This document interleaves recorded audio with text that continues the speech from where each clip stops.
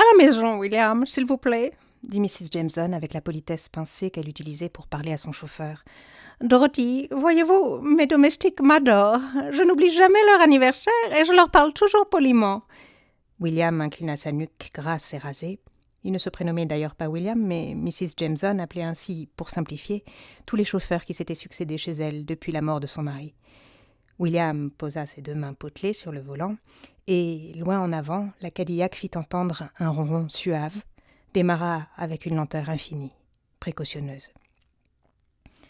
Mrs. Jameson appuya son dos massif sur le dossier de cuir Havane du siège arrière, garniture spéciale belle poterie anglaise contre supplément, rajusta ses lunettes bordées de diamants petits mais vrais, cala son sac croco sur ses vastes cuisses, braqua sur sa gauche sa tête lourde, laissa pendre sa lippe, ouvrit tout grand ses yeux gris et, les refermant sur le professeur Sevilla, l'examina à loisir, en silence, sans aucune gêne, comme un objet.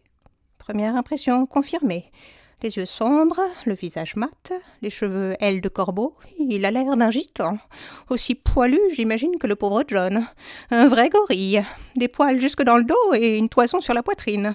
Encore un de ces latins hyper virils à sang rouge, toujours en rut dans les reins. « Monsieur Sevilla, êtes-vous d'origine étrangère ?»« Mais pas du tout. Je suis 100% américain.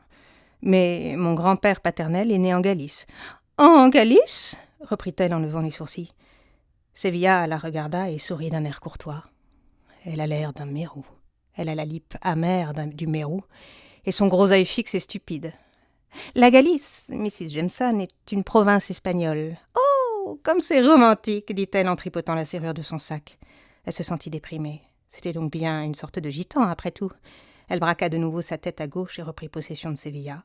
Les mains belles, les yeux sombres, les cheveux noirs argentés sur les tempes. Ces idiotes vont en raffoler, et, de toute façon, ce n'est qu'une heure à passer.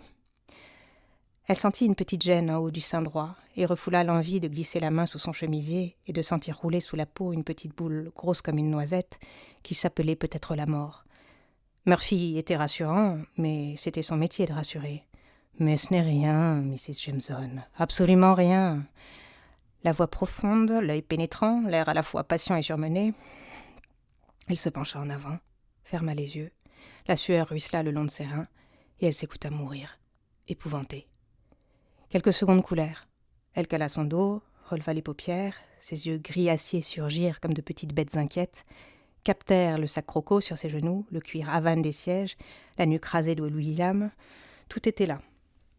Seigneur, il n'était pas juste, il n'était pas vrai que Mrs. Jameson, veuve de John B. Jameson, pût mourir.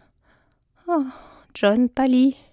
Il la regarda de ses yeux injectés de sang, aspira l'air avec un bruit de succion terrifiant et s'écroula sur son assiette, mort.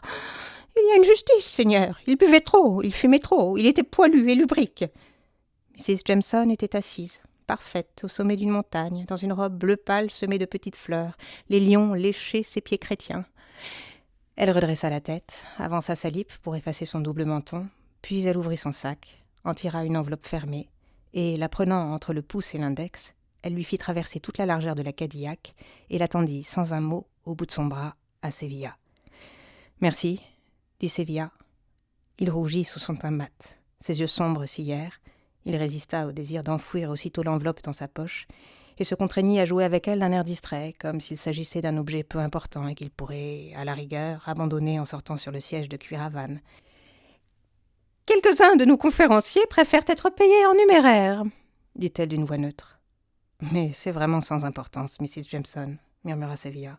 « Marianne lui coûtait cher. Il lui versait une énorme pension alimentaire. « Ma chère, disait Marianne, en faisant visiter sa nouvelle installation, c'est à ne pas y croire, tout cet argent qui m'est tombé dessus par miracle. » Mais le miracle, c'était elle. Au procès, le maximum d'exigence et le maximum d'astuce. Elle avait eu sa livre de chair et au-delà. Fiez-vous aux dévotes pour vous tirer du sang votre dernier dollar. Sevilla regarda Mrs. Jameson avec ressentiment. 100 000 $ à dépenser par an, qu'est-ce qu'elle en fait? Un mari mort à la tâche à 60 ans pour l'enrichir, une vie écourtée pour une vie inutile, 2 absurdités. « Êtes-vous marié ?» dit Mrs. Jameson. Il répondit brièvement.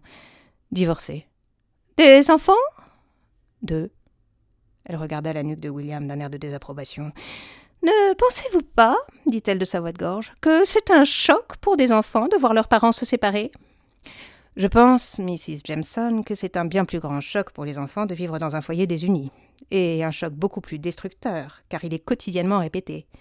Je ne suis pas de cet avis, dit Mrs. Jameson en refermant d'un coup sec son sac de crocos. Je constate donc notre désaccord, dit Sevilla.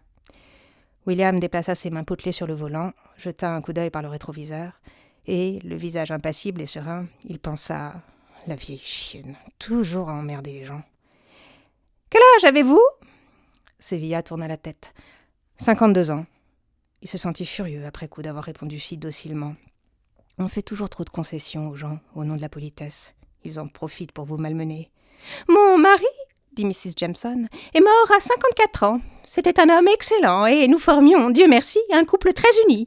J'ai toujours eu un sens très strict de mes obligations mondaines et mon seul regret est de ne pas avoir assez joui de sa présence. Mais John partait très tôt le matin à l'usine en prenant soin de ne pas me réveiller et le soir, quand il rentrait, très tard, toujours très tard, le pauvre chéri, j'étais en général de sortie.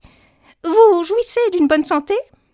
Assez bonne, dit Sevilla, et il resta sur ses gardes, tendu et mécontent. Mrs. Jameson se tut, sa lippe de mérou un peu pendante. Sa question était sans but, et la réponse ne lui apportait rien.